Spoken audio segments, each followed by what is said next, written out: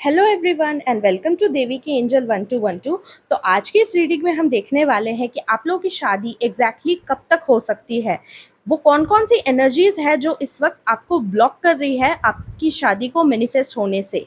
तो आज की पाइल सिलेक्शन के लिए आप लोगों के सामने हैं ये दो कार्ड्स, जिनमें से किसी एक कार्ड को आपने इंट्यूटिवली पिक कर लेना है। जस्ट इन केस अभी आपकी इंट्यूशन नहीं वर्क कर रही है तो आप अपनी पाइल को अपने डेट ऑफ बर्थ के हिसाब से भी पिक कर सकते हैं। तो मैं मिलती हूँ आपसे आपकी रीडिंग में। हेलो पाइल वन, अगर आपने अपने लिए इस कार्ड को पिक किया है या इनमें से कोई आपकी डेट ऑफ बर्थ है तो चलिए शुरू करते हैं आपकी reading. First of all I would like to thank you for joining me in this reading. अगर आपको ये रीडिंग पसंद आती है तो इन एनर्जीज को ज़रूर क्लेम करें, इस वीडियो को लाइक करें, ज़्यादा से ज़्यादा शेयर करें और अगर आप नए हैं तो चैनल को ज़रूर सब्सक्राइब करें।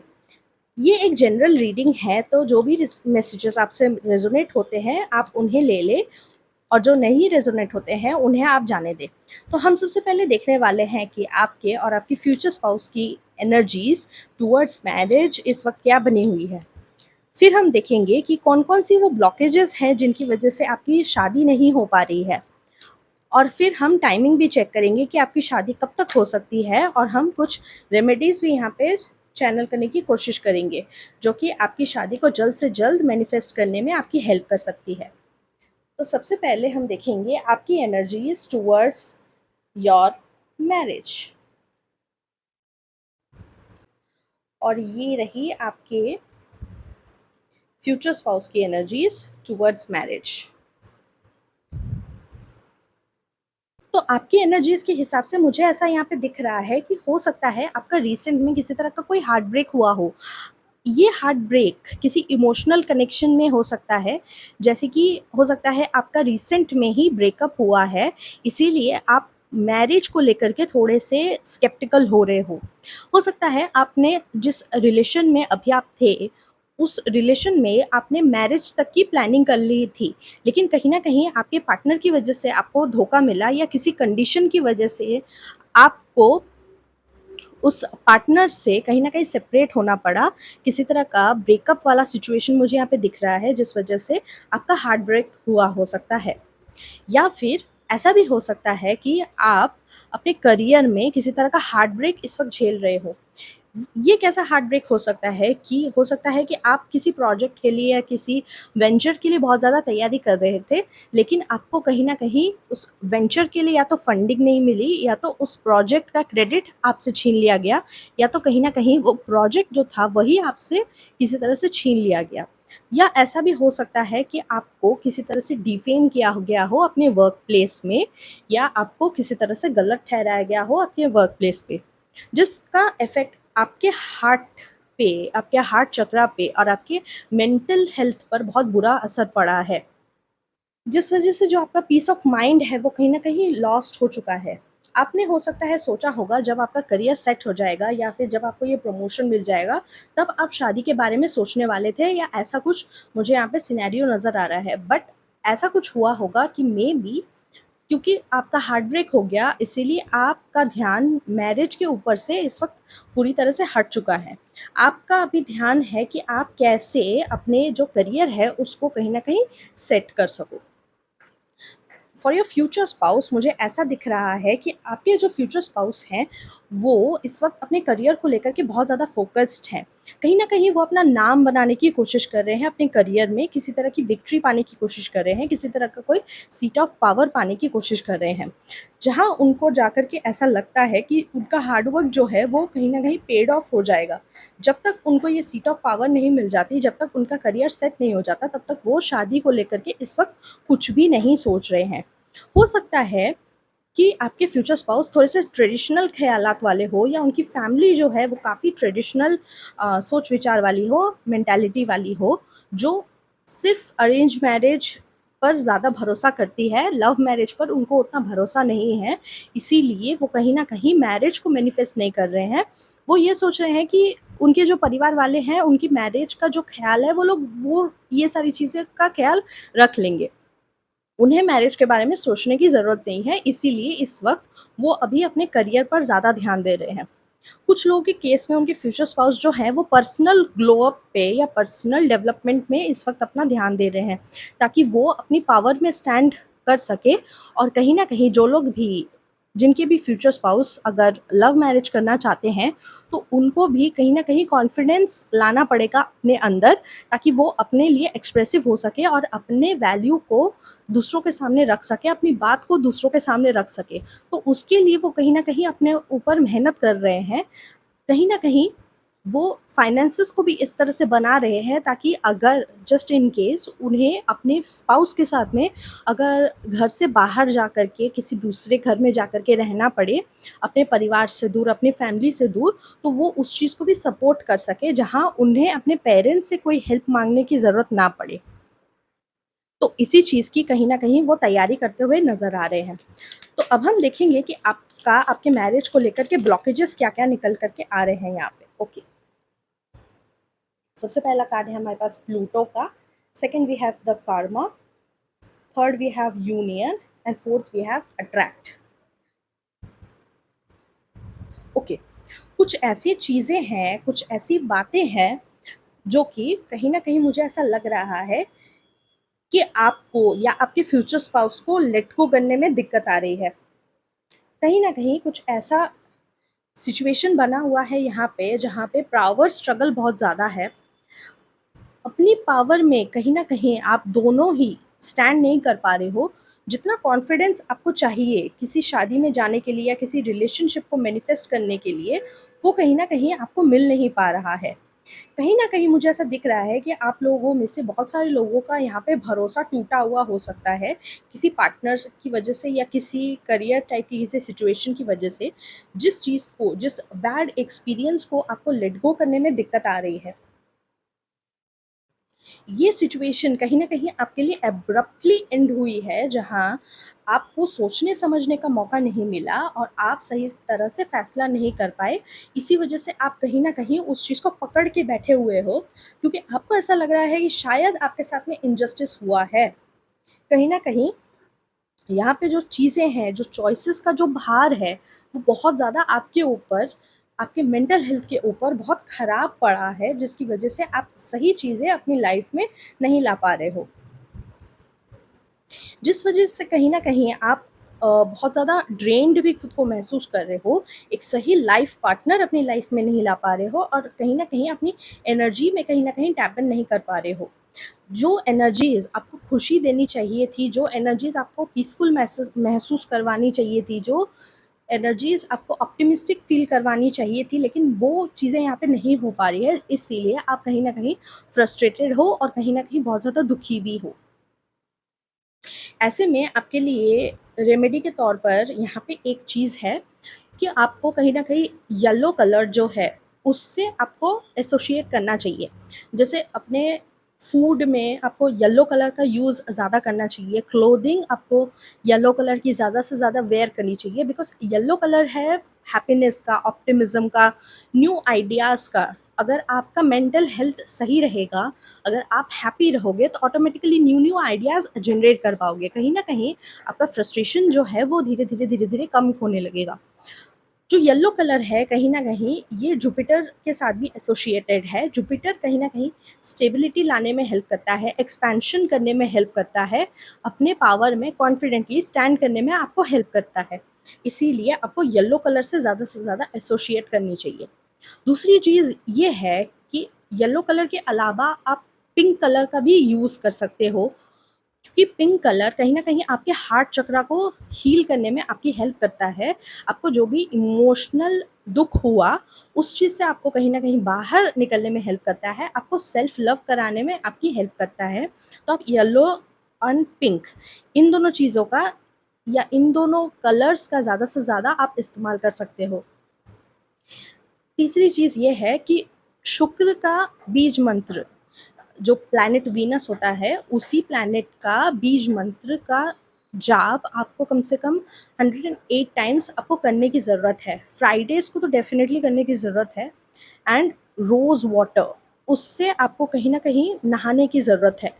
क्योंकि ये सारी चीज़ें जो हैं, पर्टिकुलरली शुक्र की भी रेमेडीज़ हैं, जो कि आपको मैरिज को जल्द से जल्द अपनी लाइफ़ में मैनिफेस्ट करने में हेल्पफुल रहेंगी।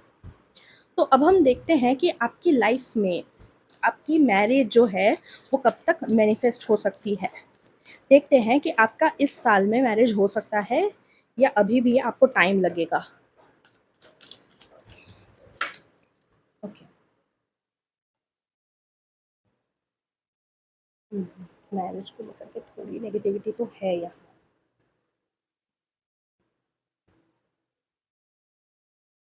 ओके, कुछ लोगों के लिए मुझे ऐसा दिख रहा है कि आप लोगों की शादी जो है वो 10 मंथ्स के अंदर-अंदर होने की पूरी पूरी पॉसिबिलिटी है।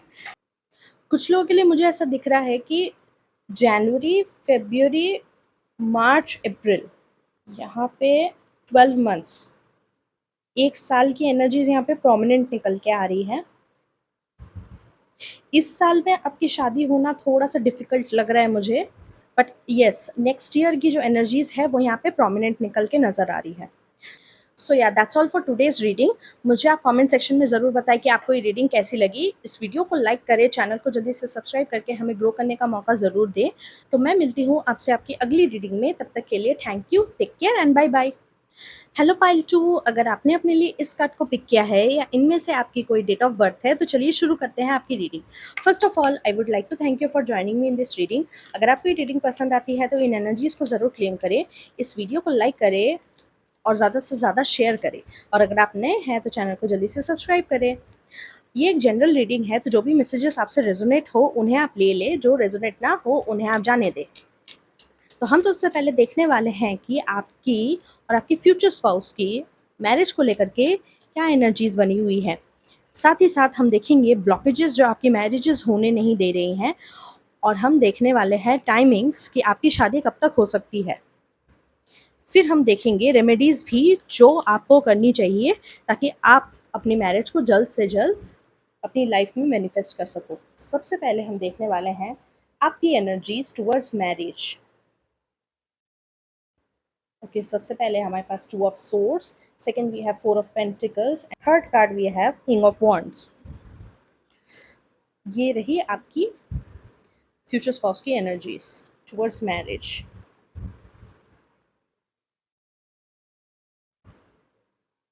ओके, तो मुझे कहीं ना कहीं ऐसा दिख रहा है कि आपके मन में किसी बात को लेकर के बहुत ज़्यादा दुविधा है, स्पेशली अगर मैरिज को लेकर के है।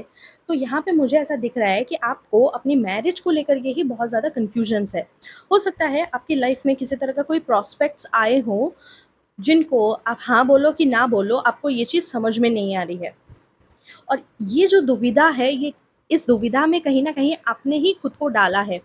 क्योंकि अगर हम देखें तो ये सोर्स का कार्ड है, कहीं न कहीं सोर्स हमारी मेंटल एनर्जीज़ के बारे में बात करता है।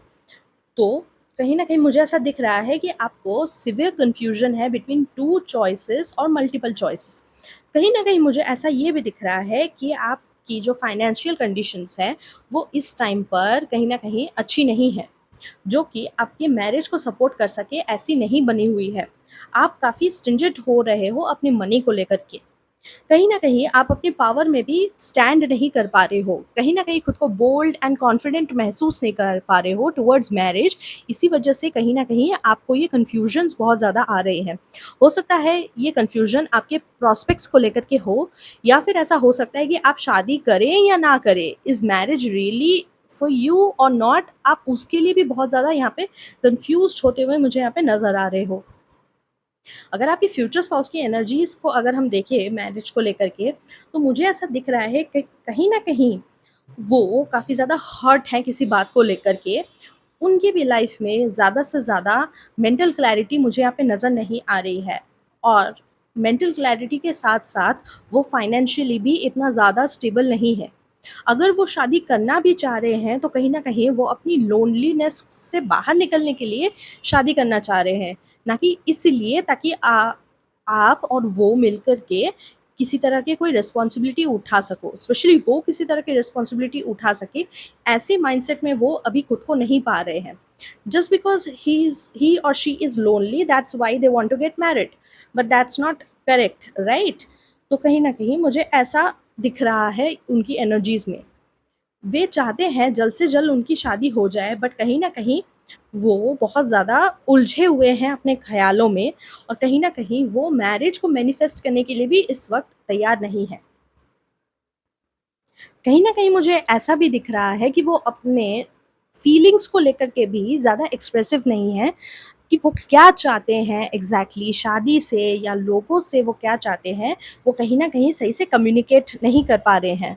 उनको बहुत ज़्यादा ट्रस्ट इश्यूज भी है और कहीं ना कहीं वे अपनी लाइफ में लोनली भी है, इसीलिए कहीं ना कहीं अपने मन में बहुत ज़्यादा नेगेटिव इमोशंस को पाल करके रखे हुए हैं। कुछ नेगेटिव सिनेरियोज को हमेशा वो सोचते रहते रहते हैं, ज़्यादा से ज़्यादा ओवर थिंक करते रहते हैं और उनका लाइफ की पॉजिटिविटी को लेकर के कोई ध्यान ही नहीं है। तो ऐसी है उनकी एनर्जीज करेंटली। बेसिकली इस वक्त वो शादी की जिम्मेदारी को उठाने के लिए तैयार नहीं है, just because they are lonely, इसीलिए वो शादी करना चाहते हैं। तो अब हम देखेंगे कि आपकी मैरिज को लेकर के क्या क्या ब्लॉकेजेस इस वक्त निकल करके आ रही हैं जो आपकी शादी को होने से रोक रही है। सबसे पहला कार्ड है हमारे पास toxicity, second we have separation, third card we have decision, fourth we have thoughts. Okay, there is some sort of toxicity. मैं ये नहीं कहूँगी कि यहाँ पे टॉक्सिसिटी नहीं है, आप दोनों के केसेस में ही मुझे यहाँ पे कुछ ना कुछ टॉक्सिसिटी मुझे यहाँ पे नज़र आ रही है। हो सकता है आप दोनों को ही अबैंडनमेंट इश्यूज़ हो, कहीं ना कहीं आपके दिल टूटने का आपको कहीं ना कहीं बहुत ज़्यादा डर हो और आपको छोड़े जाने का कहीं ना कहीं बहुत ज़्यादा डर हो। आपको डर है कि आपको लोग या सामने वाले जो हैं वो समझेंगे नहीं, कहीं ना कहीं आपको मेंटल क्लैरिटी नहीं है। आपके साथ में हो सकता है बहुत ज़्यादा मैनिपुलेशन, बहुत ज़्यादा चीटिंग हुई है पास्ट में, जिस वजह से आपको ऐसा लग रहा है। आप कहीं न कहीं अपनी शादी को लेकर के बहुत ज़्यादा वरीड भी हो। इसी वजह से एक प्रॉपर डिसीजन आप दोनों ही सही तरह से नहीं ले पा रहे हो और कहीं न कहीं अपने थॉट्स में, अपने फ़ियर्स में, वरीज़ में कहीं न कहीं बहुत ज़्यादा ट्रैप्ड खुद को महसूस कर रहे हो। ऐसे में आपको जो चीज़ सबसे पहले करने की ज़रूरत है वो है रिलीज़ करना, सरेंडर करना। क्योंकि जब तक आप चीज़ों को रिलीज़ करना स्टार्ट नहीं करोगे, जब तक अपने लेसन्स को पकड़ने के बजाय आप उस फीलिंग को, उस फीलिंग ऑफ बिट्रेयल को या फीलिंग ऑफ मैनिपुलेशन को, उस चीज़ को पकड़ के जब तक रखोगे, इस फीलिंग में जब तक ट्रैप्ड रहोगे, तब तक आप उसमें से बाहर नहीं निकल पाओगे, इस कन्फ्यूजन से बाहर नहीं निकल पाओगे, इस इल्यूजन से बाहर नहीं निकल पाओगे। कहीं ना कहीं आपके थॉट्स ने ही आपको ट्रैप करके रखा हुआ है। You need to let go of certain things so that you can invite certain new energies into your life, जो कि आपको पॉजिटिविटी से भर देगी। कहीं कहीं आपके थॉट्स ही जो हैं वो आपके दुश्मन बने जा रहे हैं, तो आपको बहुत ज़्यादा ज़रूरी है अपने माइंड को सबसे पहले क्लियर करना, अपने थॉट्स को सबसे पहले क्लियर करना। आपकी ऑरा जो है वो भी कहीं न कहीं बहुत ज़्यादा क्या बोलूँ, बहुत ज़्यादा अनप्रोटेक्टेड है। तो बहुत ज़्यादा होल्स हैं आपकी ऑरा में, जिस वज़ह से आपकी एनर्जीज़ जो है वो कोई और लेकर के चला जाता है। आपके ऊपर साइकिक अटैक्स, इविल आई आपके ऊपर बहुत ज़्यादा होते हैं, जिसकी वज़ह से आपको आपका माइंड रह करके आपका माइंड बहुत ज़्यादा फॉगी और अनक्लियर हो जाता है। तो कहीं न कहीं आपको बहुत ज़्यादा ज़रूरत है अपनी ऑरा को भी क्लेंज़ करने की। जब आपकी ऑरा साफ़-सुथरी होगी, ऑटोमेटिकली आपका मेंटल जो क्लैरिटी है वो आपको ज़्यादा मिलेगी। आप क्या कर सकते हो, आप हर दिन डेली बेसिस पर आपको सॉल्ट बाथ लेने की ज़रूरत है। क्योंकि सॉल्ट बाथ से आपकी जो भी ऑरा है वो कहीं न कहीं क्लेंज़ होगी और आपका मेंटल क्लैरिटी भी आपको मिलेगा। आपको डेली बेसिस पर मेडिटेशन करने की ज़रूरत है, क्योंकि आपके थॉट्स बहुत ज़्यादा नेगेटिव हो रहे हैं। आप बहुत ज़्यादा ओवरथिंक कर रहे हो चीज़ों को, गलत सिनेरियोज़ को सोच रहे हो जो कि एक्चुअली प्रेज़ेंट में है भी नहीं। इसीलिए आपको ये दोनों चीज़ें यहाँ पे करने की बहुत ज़्यादा ज़रूरत है।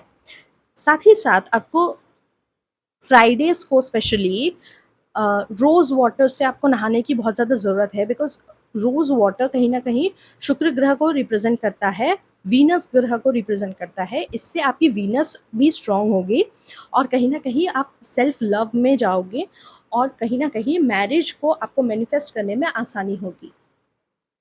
ओके, अब हम देखेंगे कि आपकी मैरिज कब तक हो सकती है? क्या इस साल तक आपकी मैरिज हो सकती है या अभी भी आपको थोड़ा वक़्त लगेगा? चलिए देखते हैं। ओके, हमारे पास है S of wands, page of swords, six of sword and we have temperance. Okay, यहाँ पे मुझे ऐसा दिख रहा है कि जितना जल्दी आप अपने इस मेंटल ब्लॉकेज को, इस मेंटल फॉग को आप जितना जल्दी क्लेंज़ करेंगे, जितना जल्दी आप इससे बाहर निकल पाएँगे, उतना जल्दी ही आप अपनी लाइफ़ में शादी को जो है वो मैनिफेस्ट कर पाएँगे। इसके अलावा मुझे, क्योंकि यहाँ पे एनर्जीज़ जो है वो काफ़ी ज़्यादा फ़ास्ट मुझे यहाँ पे नज़र आ रही है। कुछ लोगों के लिए मुझे यहाँ पे 6 मंथ्स की एनर्जी नज़र आ रही है, 1 मंथ की एनर्जी नज़र आ रही है, और कितना बहुत ही जल्द जो एनर्जीज़ हैं वो मुझे यहाँ पे चेंज होती हुई नज़र आ रही हैं। लेकिन आपको खुद पर वर्क करना पड़ेगा। बिना अपने ऊपर वर्क किए आप इन एनर्जीज़ को मैनिफेस्ट करने में आपको दिक्कत आएगी। यहाँ पे मुझे जनवरी दिसंबर दिसंबर जनवरी ऐसा लग रहा है मुझे, यहाँ पे आपकी शादी होने के चांसेस इसमें हो सकते हैं, या फिर किसी तरह का कोई ब्रेक थ्रू मिल सकता है आपको अपनी शादी को लेकर के। सो या that's all for today's reading. आपको आज की रीडिंग कैसी लगी मुझे कमेंट सेक्शन में ज़रूर बताएं। अगर आपको ये रीडिंग पसंद आई तो इस वीडियो को लाइक करें, चैनल को जल्दी से सब्सक्राइब करके हमें ग्रो करने का मौका ज़रूर दें। तो मैं मिलती हूँ आपसे आपकी अगली रीडिंग में, तब तक के लिए thank you, take care and bye bye.